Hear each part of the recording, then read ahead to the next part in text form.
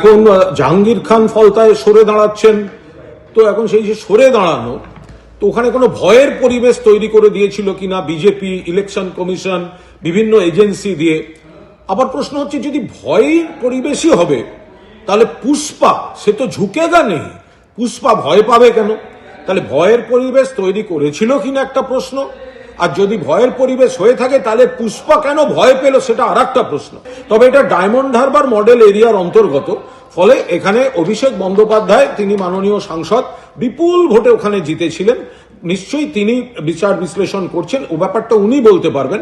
এই মুহূর্তে এর থেকে বেশি আমাদের পক্ষে বলা সম্ভব না। ডায়মন্ড হারবার মডেলের তো ব্যর্থতা, তাহলে এ নিয়ে আমি কোনো কথা বলতে পারবো না, কারণ আমি দলের মুখপাত্র হিসেবে আমি কি বলবো। গোটা বিষয়টা তো এটা ফলতা, যেটা ডায়মন্ড হারবার লোকসভা কেন্দ্রের অধীন, লোকসভার, আবার ওখানে আমাদের লোকসভার দলনেতা এবং সর্বভারতীয় তৃণমূল কংগ্রেসের সর্বভারতীয় সাধারণ সম্পাদক অভিষেক বন্দ্যোপাধ্যায়ের জায়গা। ফলে উনি গোটা বিষয়টা চুলচেরা বিশ্লেষণ করে উনি বলতে পারবেন, তার আগে আমাদের পক্ষে বলা সম্ভব না। আমরা তৃণমূল কংগ্রেসের সৈনিক, মমতা বন্দ্যোপাধ্যায়ের নেতৃত্বে তৃণমূলে আছি, তৃণমূলে থাকছি, কিন্তু এখন হঠাৎ এই ভয়ের মহলের জন্য একেবারে ফলতা, যেটা প্রার্থী হাঁটাচলা করলে সেখানে বস বস বস বলে সব ভিডিও আসতো, সেই প্রার্থী হঠাৎ ভয় পেয়ে গেল কেন?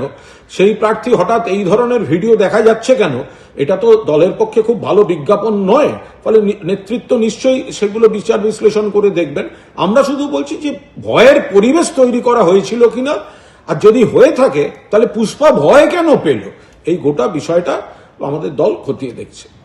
ভাইপো বাবু এলেন না কেন প্রচারে? আপনার প্রার্থী কোথায়? সো-কল্ড সেলফ ডিক্লেয়ার্ড পুষ্পা সে নির্বাচন থেকে নাম প্রত্যাহার করে নিয়েছে। উপায় নেই, পোলিং এজেন্ট পাবে না জানে, তাই শেষ দিনে পালিয়েছে। এর আগে জাহাঙ্গীর খানকে নিয়ে গত 26 তারিখ অভিষেক বন্দ্যোপাধ্যায় কি বলেছিলেন শুনুন। ভোকারটা এখানে জাহাঙ্গীর আমাকে আস্তে আস্তে বলেছে, দাদা সব দিয়েছো, একটা বৈদ্যুতিক চুল্লি করে দিতে হবে। আমি ভাবলাম 4 তারিখ ফল বেরোনোর পর কিছু লোক তো হার্ট অ্যাটাক করবে, তাদের সৎকারটাও ভালো করে করা আমাদের উচিত। গত 28 তারিখ জাহাঙ্গীর খান তিনি বলেছিলেন ঝুঁকেগা নেহি পুষ্পা। উনি যদি নিজেকে সিংহ মনে করে সিনেমার আর্টিস্টে, আমরাও পুষ্পা, ঝুঁকেগা নেই। আমরা ঝুঁকবো সাধারণ মানুষের কাছে, আমরা ঝুঁকবো গণদেবতার কাছে। কোনো দিল্লির পুলিশ বা বিজেপির দালালদের কাছে আমরা মাথা নত করবো না। অভিযোগ করেছে সাধারণ নির্বাচনের সময় সবগুলোর বিরুদ্ধেই ব্যবস্থা হবে, সব এফআইআর হয়েছে, গুন্ডামি করতে দেব না। কোথায় পুষ্পা? কোথায় আপনি? দেখতে পাওয়া যাচ্ছে না? 2021 পোস্ট পোল ভায়োলেন্স, জাতীয় মানবাধিকার কমিশন 19 জনকে নটোরিয়াস ক্রিমিনাল ঘোষণা করেছিল, যার মধ্যে এই ভাইপোর জাহাঙ্গীরও ছিল। আমার উপরে ছেড়ে দিন, আমার উপর ছেড়ে দিন, আমি ওর দায়িত্বটা নিয়ে গেলাম। একটাই প্রশ্ন ছিল আমার, কতদিন ভোট দিতে পারেননি? বলল ভাইপো যতদিন এসেছে ততদিন ভোট দিতে পারিনি। এই পুনর্নির্বাচন শুধু একটা এমএলএ জেতানোর নির্বাচন নয়। ভারতবর্ষে ফলতা বলে একটি জায়গা রয়েছে, যেখানকার প্রাপ্ত বয়স্ক ভোটার ভদ্রমণ্ডলী গত 10 বছর লোকসভা, বিধানসভা, পঞ্চায়েতে ভোট দিতে পারেনি। এর হিসাব হবে না, হিসাব হবে না। হ্যাঁ, আইন হাতে তুলে নেবেন না। দক্ষিণ 24 পরগনা জেলা পরিষদের পূর্ত কর্মাধ্যক্ষ জাহাঙ্গীর খান পুনর্নির্বাচনে না লড়ার সিদ্ধান্তের পরেই আলিপুরে দক্ষিণ 24 পরগনা জেলা পরিষদ জাহাঙ্গীর খানের অফিসের সামনে বিক্ষোভ ঠিকাদারদের। কাটমানি ছাড়া পাশ করা হতো না টেন্ডার, অভিযোগ ঠিকাদারদের। টাকা ফেরতের দাবি জানিয়ে স্লোগান পড়ল পোস্টারও। জাহাঙ্গীর খান 7% থেকে 10% ব্যাক মানি না নিলে আমাদের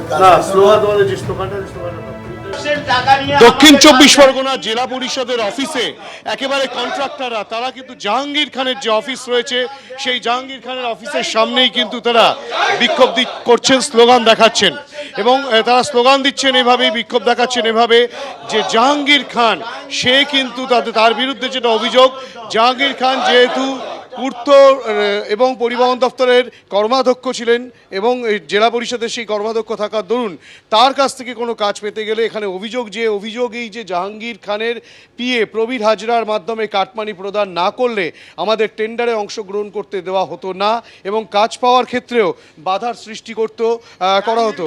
এই কাটমানির পরিমাণ কয়েক হাজার কোটি টাকা, এই টাকা ক্যামাক স্ট্রিটে পাঠানো হতো, তেমনটাও কিন্তু অভিযোগে লেখা রয়েছে। ঠিক এভাবেই কিন্তু পোস্টার দেওয়া হয়েছে এই দক্ষিণ চব্বিশ পরগনা জেলা পরিষদ অফিসে, জাহাঙ্গীর খানের যে অফিস রয়েছে সেই অফিসের ঘরের সামনে।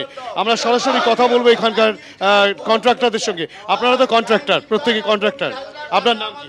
আমার নাম নিমাই নস্কর।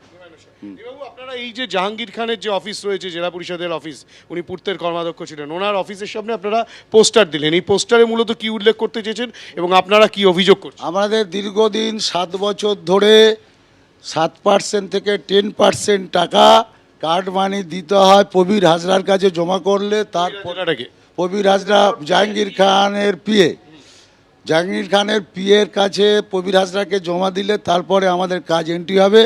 হতে পারে না হতে পারে, আবার বলবে পরের বারে টাকা দেওয়ার পরেও। 7 বছর ধরে একটা কাজ কোটি কোটি টাকা আমাদের কাছ থেকে কন্ট্রাক্টরদের কাছ থেকে নিয়েছে, কোটি কোটি টাকা। এবং একটা এনআইটি 7টা 8টা 10টা 20টা করে কাজ বাড়ায়, দেখা যাচ্ছে 50 লাখ 60 লাখ 1 কোটি, সবার 7%, আবার কন্ট্রাক্টরের কাছে 2% বেশি নেয়, তার কাজটা আমার কাজটা তার দিয়ে দেবে, এইসব প্রবীর হাজরা করতেন। আমাদের মূল উদ্দেশ্য হচ্ছে আমাদের টাকা ফেরত দেওয়া হোক। জাহাঙ্গীর খান যে টাকা নিয়েছে এবং কাটমানি হিসাবে 10% এবং 7%, আবার আমার কাজ আবার নিয়ে কারোর 12% নিয়ে কাজ দিয়েছে এবং টাকা নিয়ে অনেক সময় কাজ দেয়নি, পরের এনআইটি দেবো, পরের বছর দেবো, এইভাবে আমাদের হেনস্থা করে গেছে। একাধিক কন্ট্রাক্টর তারা যারা রয়েছেন তারা যেটা স্পষ্টত বলছেন, তারা ইতিমধ্যেই আজকে জেলা পরিষদের অফিসের সামনে এসেছেন এবং এখানে কিন্তু একেবারে জাহাঙ্গীর খানের ঘরের সামনে জলজল করছে জাহাঙ্গীর খানের নাম, কর্মাধ্যক্ষ পূর্তকার্য এবং পরিবহন দপ্তর দক্ষিণ চব্বিশ পরগনা জেলা পরিষদ, অর্থাৎ জেলা পরিষদের পূর্তের কর্মাধ্যক্ষই জাহাঙ্গীর খান। সেই পূর্তের কাজকর্ম করতে গেলে এই যে কন্ট্রাক্টররা যারা রয়েছেন তারা বেশ কয়েকজন এসছেন ইতিমধ্যে, তাদেরকে রীতিমতো কোটি কোটি টাকা দিতে হতো, তাদেরকে বিভিন্ন পার্সেন্টেজে সেই টাকা দিতে হতো, তেমনটাই অভিযোগ। এবিপি আনন্দ, এগিয়ে থাকে, এগিয়ে রাখে।